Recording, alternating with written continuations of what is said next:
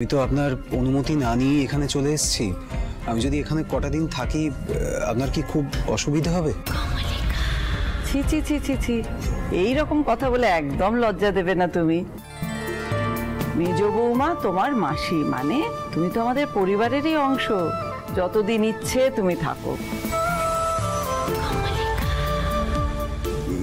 বলছিলাম যে মিষ্টি মাসি, আমার সাথে আর একজন এসছে, মানে সেও আমার সাথে থাকবে আর কি। কে এসেছে? এক মিনিট, আমি নিয়ে আসছি। ছেলেটি বড্ড ভালো, আর গরিব মানুষদের প্রতি ওর কি মায়া দয়া। আমরা মন্দির থেকে বেরোচ্ছি,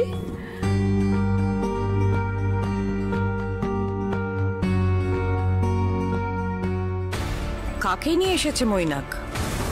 তখন তো কই ফোনে কিছু বললো না। অদ্ভুত। মিষ্টি মাসি, এই যে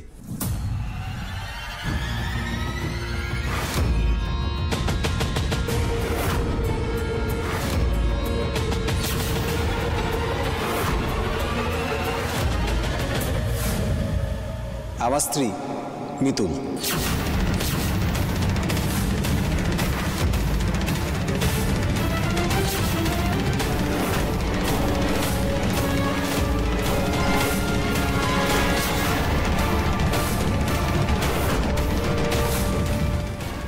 দিদি,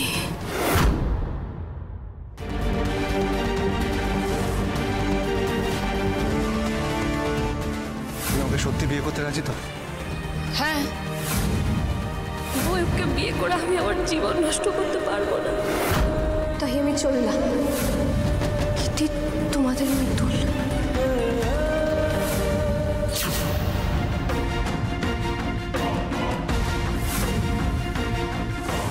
পুতুলের মাথায় সিঁদুর,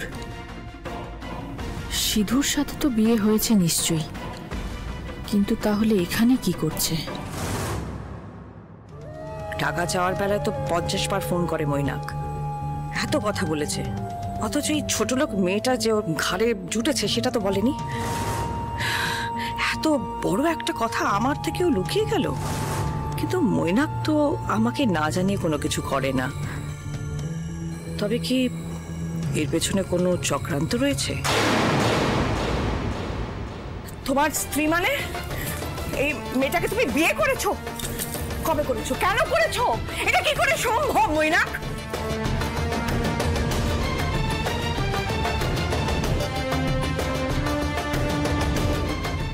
পুতুল, তুই এ বাড়িতে কি করছিস?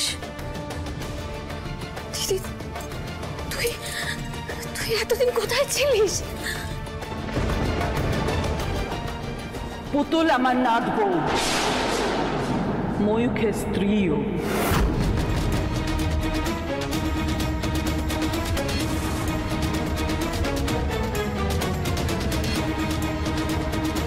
পুতুল এত চালাক, যেই আমি পালিয়ে গেছি অমনি ময়ূখের গলায় ঝুলে পড়েছে। ওকে এই মুহূর্তে গলা টিপে মেরে ফেলতে ইচ্ছা করছে।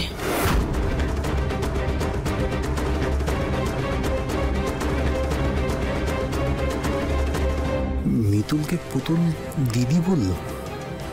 নিজের দিদি নাকি? আর এই বাড়ির সবাই মিতুলকে দেখে এরকম রিয়েক্টিভা করছে কেন? আমি কোথায় ভাবলাম মৈনাকের সাথে ফলস বিয়েটা করে এই বাড়িতে ঢুকবো, তারপর ময়ূককে ভুজুং ভাজুং দিয়ে আবার হাত করে নেব। পুতুল তো পুরো সংসারটা গুছিয়ে করছে দেখছি। মিতুল নিশ্চয়ই কোনো বড় স্বার্থ নিয়ে এ বাড়িতে ঢুকতে চাইছে, আমাকে ইউজ করে। ময়ূক নিশ্চয়ই পুতুলকে পছন্দ করে বিয়ে করেনি, করতে পারে না। এই বিয়ে আমি ভেঙে দেব, পুতুলের সর্বস্ব কেড়ে নেব আমি। ময়ূক আমার হবে, শুধুমাত্র আমার। এই বাড়িতে জাকিয়ে বসতে হবে এখন, নাটক করতে হবে, নাটক। চুপ করে আছো কেন? তোমাকে একটা প্রশ্ন করা হচ্ছে, উত্তর দাও।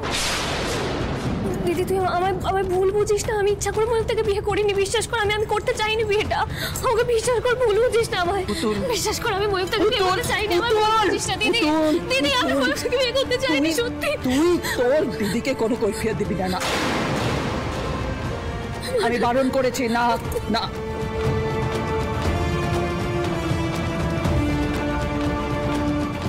কেন এসেছো তুমি এখানে? আমার ছেলেটাকে ঠকিয়ে গ্রামের সবার সামনে ওর মাথা হেট করে দিয়ে তোমার শান্তি হয়নি?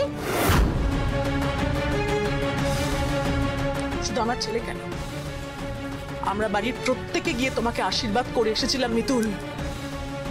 তুমি শুধু আমার ছেলেকে ঠকাওনি, আমাদের বাড়ির প্রত্যেককে অপমান করিয়েছো, প্রত্যেককে ঠকিয়েছো। তারপরেও তুমি কোন মুখ নিয়ে আজকে এখানে দাঁড়িয়ে আছো?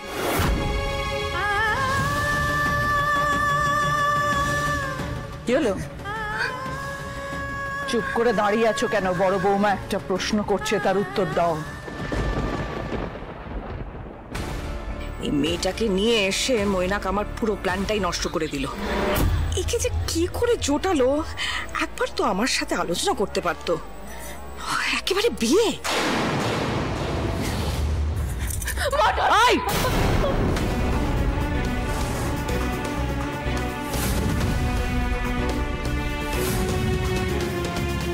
একদম আমার পা ছবে না। ওঠো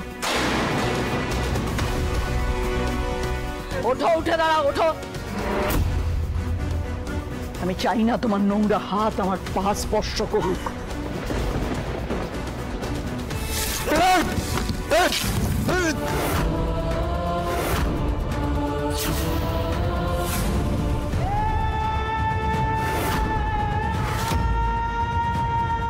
দাদু ভাই,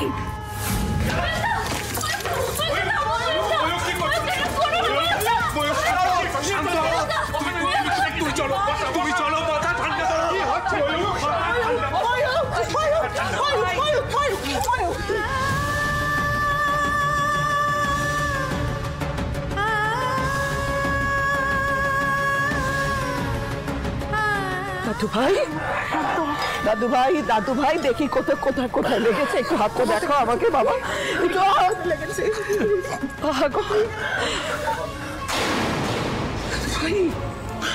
দাদু ভাই, পৃথিবীতে যাই ঘটে যাক না কেন, কখনো নিজেকে এভাবে আঘাত করবে, কখনো করবে না।